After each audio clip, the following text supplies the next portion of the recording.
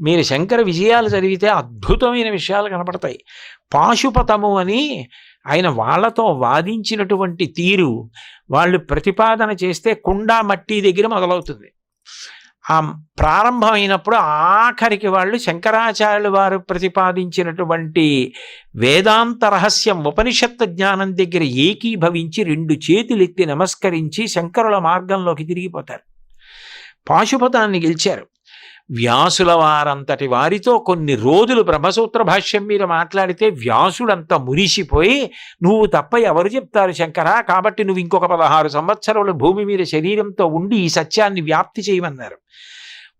కుమారిల భట్టు సుబ్రహ్మణ్యేశ్వర స్వామి వారి అవతారం, కర్మ మార్గాన్ని నిర్ధారించడానికి వచ్చారు. తుషాగ్ని ఎందు కాలిపోతుంటే శంకరాచార్యులు వారు వెళ్ళారు.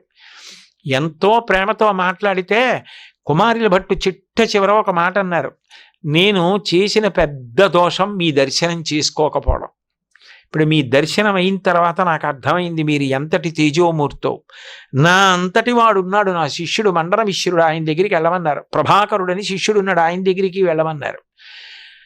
కుమారిల భట్టుని అనుగ్రహించారు. మళ్ళీ అక్కడి నుంచి బయలుదేరి ప్రభాకరుడని ఆయన దగ్గరికి వెళ్ళారు. అప్పట్లో ఆయన దేశమంతటా ఖ్యాతి గడించినటువంటి కర్మవాది. అంతటి వాడు శంకరాచార్యులు వారు వస్తున్నారంటే ఎదురెళ్ళి స్వాగతం పలికి ఆయన తేజస్సు ముందు ఆయనతో వాదించలేక ఆయన చెప్పినదని సత్యమని అంగీకరించాడు. ఆయన కుమారుడే హస్తామలకాచార్యుల వారు.